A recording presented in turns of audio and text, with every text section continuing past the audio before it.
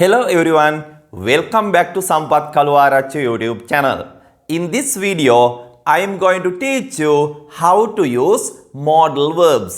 මේ වීඩියෝ එකෙන් මම ඔබට උගන්වන්න යන්නේ modal verbs. නොයසේ නම් auxiliary verbs නිවැරදිව භාවිත කරන ආකාරය. ඉංග්‍රීසි භාෂාවේ තියෙන නිතරම භාවිත කරන auxiliary verbs ටික ඔබට එකම පාඩමකින් ඉගෙන ගන්න ලැබෙන ඉතාම සුවිශේෂී අවස්ථාවක් තමයි මේක. ඒ නිසා මේ වීඩියෝ එක හොඳින් බලන්න, හොඳින් අවබෝධ කරගෙන නිවැරදිව modal verbs එදිනෙදා කතනයේදී භාවිත කරන්න කියලා මම ඔබට යෝජනා කරනවා. හොඳයි. අද දවසේ මේ වීඩියෝ එකෙන් මම ඔබට කියලා දෙන ප්‍රායෝගිකව භාවිත කරන ඒ සුවිශේෂී modal verbs ටික තමයි මෙන්න මේ තිරයේ දිස් වෙන්නේ. can, could, should, must, may, might, have to, has to, had to, will have to. මෙන්න මේ ටික ඔබ ඉංග්‍රීසියෙන් කතා කරන්න බලාපොරොත්තු වෙන සිටිනවා නම් පිළිවෙලට ඔබේ මනසේ තියෙන්න ඕන. ඒ වගේම නිවැරදිව භාවිත කරන්න ඔබ දැනගෙන සිටිය යුතුයි. අපි උදාහරණ වාක්‍ය කතා කරන්න කලින් මේ modal verbs වල සිංහල තේරුමත් අපි අවබෝධ කරගමු. මම හිතන්නේ ඔබ දන්නවා බොහෝමයක් modal verbs වල සිංහල තේරුම්. බලන්න can පුළුවන්, could කියන්නේ පුළුවන් වුණා. can ගේ අතීත කාලය could ලෙස අපි සලකනවා. can පුළුවන්, could පුළුවන් වුණා. should කියන්නේ යුතුයි. must කියන්නේ යුතුයමයි. තරමක් අවධාරණයෙන් අදහස් කියනකොට අපි must භාවිත කරනවා. should යුතුයි, must යුතුයමයි. may කියන්නේ වෙන්න ඉඩ තියනවා. might කියන්නේ වෙන්නත් ඉඩ තියනවා. ඒ තරම් sure එකක් නැතුව අපි අදහස් ප්‍රකාශ කරනවානේ. විශ්වාසයක් නැතිව අපි අදහස් ප්‍රකාශ කරනවානේ. අන්න එතකොට අපි may සහ might භාවිත කරනවා. have to, has to කියන්නේ සිද්ධ වෙනවා. had to කියන්නේ එහි අතීත කාලය සිද්ධ වුණා. will have to කියන්නේ එහි අනාගත කාලය සිද්ධ වේවි. හොඳයි. අපි මෙන්න මේ auxiliary verbs ටික නොයසේනම් modal verbs ටික පිළිවෙලට අරගෙන වාක්‍ය නිර්මාණය කරමු. මෙහි විවිධ භාවිතයන් තියෙනවා. නමුත් මම ඒ දේවල් කතා කරන්න මේ වීඩියෝ එක භාවිත කරන්නේ නැහැ. සාමාන්‍යයෙන් ඉංග්‍රීසියෙන් කතා කරනකොට අදහස් ප්‍රකාශ කිරීමේදී මේ modal verbs ටික ගන්න ආකාරය තමයි මේ වීඩියෝ එකෙන් මම ඔබට කියලා දෙන්නේ. ඊටාම සුවිශේෂී පිළිවෙලකට ඔබට modal verbs ටික ඔබේ මනසට දාගන්න ලැබෙන හොඳ අවස්ථාවක්. වාක්‍ය නිර්මාණය කරන්න කලින් මෙන්න මේ දේත් ඔබට මතක් කරන්න ඕන. can, could, should, must, may, might, have to, has to, had to, will have to කියන මේ modal verbs වලට පස්සේ අනිවාර්යයෙන්ම ඔබ ක්‍රියාපදයක් තැබිය යුතු වෙනවා. අන්න ඒ ක්‍රියාපදය බේස් ෆෝම් එකෙන් තියන්න. ක්‍රියාපදයේ කිසිදු වෙනසක් සිද්ධ කරන්න එපා. ඒක වචන කට්ටු කෙනෙක් හිටියා කියලා ක්‍රියාපදයේ ඒක වචන කරන්න යන්න එපා. අදහස අතීත කාලයි කියලා ක්‍රියාපදයේ අතීත කාල කරන්න යන්න එපා. ක්‍රියාපදයේ කිසිදු වෙනසක් අපේ සිදු කරන්නේ නැහැ modal verbs වලින් පසුව තබන විට. ඔබ එයත් ඊටාම හොඳින් අවබෝධ කරගන්න. අපි දැකලා තියෙනවා ඉංග්‍රීසියෙන් කතා කරන විට ගොඩක් අය ක්‍රියාපදයේ වෙනස්කම් කරලා වාක්‍ය වැරදියට කියන ආකාරය. අපි පළවෙනි modal verb එකට යමු. can. බොහෝ අය දන්න modal verb එකක්. can කියන්නේ පුළුවන්.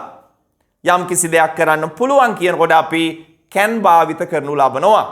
ඇයට භාෂා 3ක් කතා කරන්න පුළුවන්. කොහොමද අපි මේ වාක්‍ය ඉංග්‍රීසියෙන් කියන්නේ? හරිම සරලයි. She can speak 3 languages. She can speak. මතක තියාගන්න she ඒක වචන නිසා ඔබ speaks එහෙම කරන්න යන්න එපා. මම ඔබට කලින්ම කීවා auxiliary verb එකට පසුව නොයසේනම් modal verb එකට පසුව තබන ක්‍රියාපදයේ කිසිදු වෙනසක් සිද්ධ කරන්නේ නැහැ. She can speak 3 languages. ඇයට භාෂා 3ක් කතා කරන්න පුළුවන්. අපි තවත් උදාහරණ වාක්‍යයකට යමු. ඔවුන්ට හොඳින් පීනන්න පුළුවන්. ඔවුන්ට හොඳින් පිහිනන්න පුළුවන්. They can swim very well. පීනනවා swim. They can swim. ඔවුන්ට පීනන්න පුළුවන්. ඉතාම හොඳින් very well. They can swim very well. ඔවුන්ට ඉතාම හොඳින් පීනන්න පුළුවන්. මම හැම modal verb එකකටම උදාහරණ දෙක ගානේ ඔබට කියලා දෙනවා. මේ ගමම්ම මම ඔබට යෝජනා කරනවා මේ වීඩියෝ එක බලන ගමම්ම මේ වීඩියෝ එකට ලයික් එකක් දාන්න, ඒ වගේම කමෙන්ට් එකක් දාන්නත් අමතක කරන්න එපා. ඒ වගේම ඔබේ යාළුවන්ට බලන්න, ඉංග්‍රීසි ඉගෙන ගන්න කැමති ඔබේ යාළුවන්ට බලන්න මේ වීඩියෝ එක ෂෙයා කරන්නත් අමතක කරන්න එපා. ඒ සමගම මම ඔබට මතක් කරනවා මේ channel එකේ grammar lesson 1 වල ඉඳන් grammar lesson 1 2 3 4 කියලා පිළිවෙලට videos දාලා තියෙනවා. මුල ඉඳලම ඔබට ඉංග්‍රීසි ටික ඉගෙන ගන්න ඉතාම පහසු වෙනවා ඒ videos ටික පිළිවෙලට ඔබ බැලුවොත්. හොඳයි. අපි ඊගාව modal verb එකට යමු. ඒ තමයි could. could කියන්නේ පුළුවන් වුණා. could පුළුවන් වුණා. අතීත කාලයේදී කරන්න පුළුවන් වුණ දේවල් ප්‍රකාශ කරන විට අපි could භාවිත කරනු ලබනවා. අපි උදාහරණ වාක්‍යයකට යමු. මට වේගයෙන් දුවන්න පුළුවන් වුණා. දුවනවට අපි run කියනවා. මට වේගයෙන් දුවන්න පුළුවන් වුණා. I could run fast. I could run fast. මට වේගයෙන් දුවන්න පුළුවන් වුණා. මම තරුණව සිටින විට මට වේගයෙන් දුවන්න පුළුවන් වුණා. කොහොමද අන්න ඒ අදහස ඉංග්‍රීසියෙන් අපි ප්‍රකාශ කරන්නේ? I could run fast when I was young.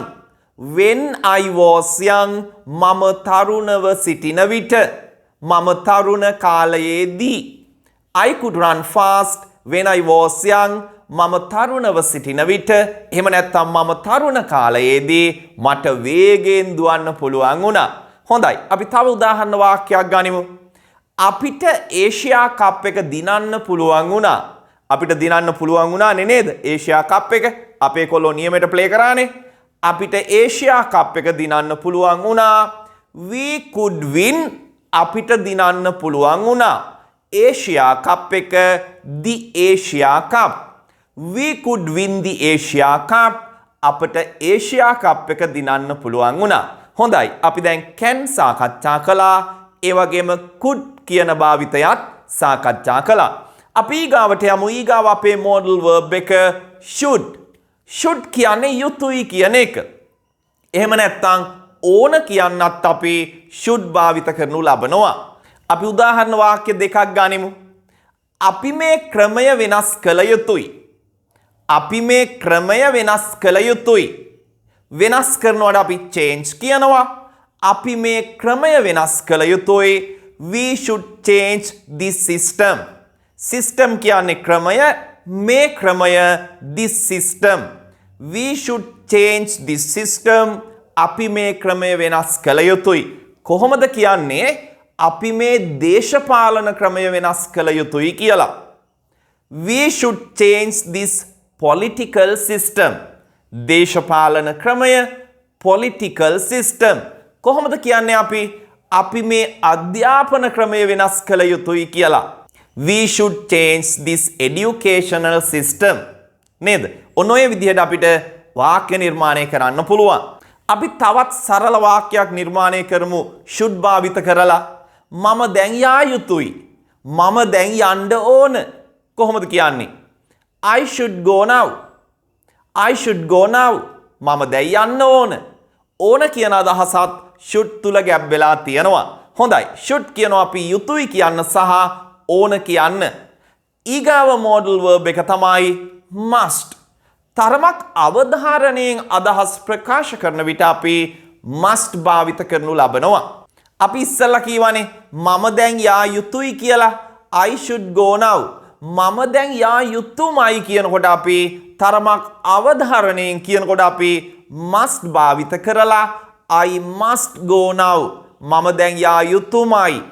ඔයා දැන් යා යුතුමයි. You must go now. ඔයා දැන් යා යුතුමයි. ඒ විදිහට අපිට අදහස් ප්‍රකාශ කරන්න පුළුවන්. අපි තවත් වාක්‍යයක් must භාවිත කරලා නිර්මාණය කරමු. ඔබ සිකුරාදට කලින් බිල ගෙවිය යුතුමයි. ඔබ සිකුරාදට කලින් බිල ගෙවිය යුතුමයි. You must pay the bill before Friday. You must pay the bill before Friday. ඔයා සිකුරාදට කලින් බිල ගෙවිය යුතුමයි. Before Friday සිකුරාදට කලින්. අපි තවත් සරල වාක්‍යයක් must භාවිත කරලා කියමු. ඔයා වෙලාවට වැඩට පැමිණිය යුතුමයි. කවුරු හරි පරක්කු වෙලා වැඩට එනවා. බොස් කියනවා පොඩ්ඩක් කේන්ති ගිහිල්ලා. ඔයා වෙලාවට වැඩට පැමිණිය යුතුමයි. You must come to work on time. On time කියන්නේ වෙලාවට. You must come to work on time. ඔයා වෙලාවට වැඩට පැමිණිය යුතුමයි.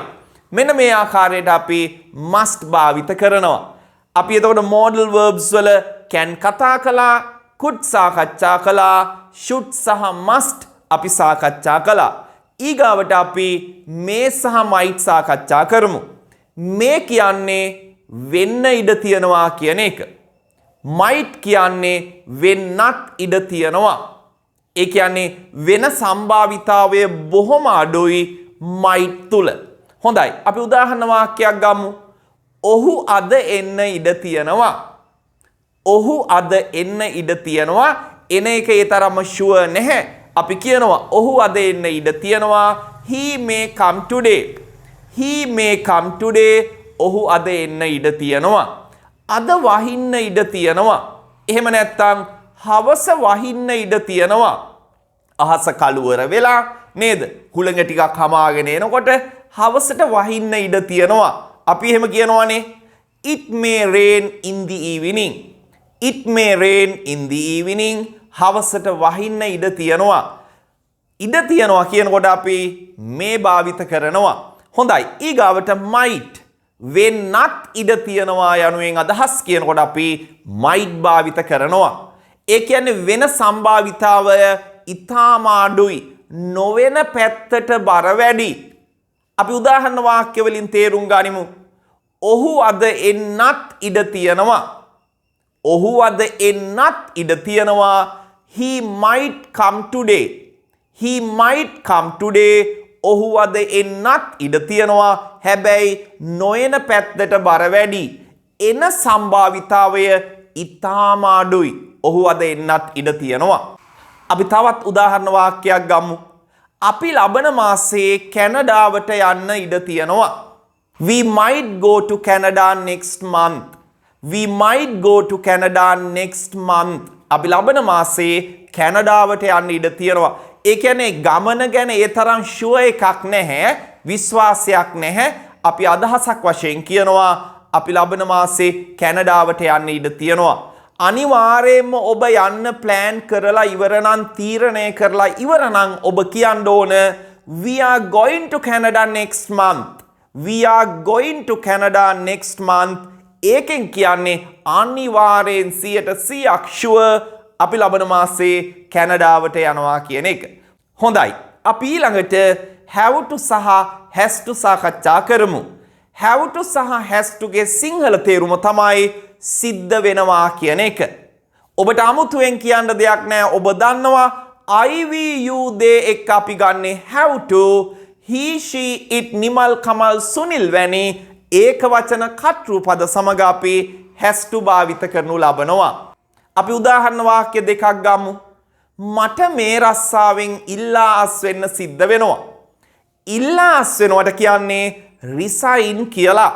ඔබ හොඳින් මතක තියාගන්න මේ අලුත් ක්‍රියාපද resign ඉල්ලා අස් වෙනවා.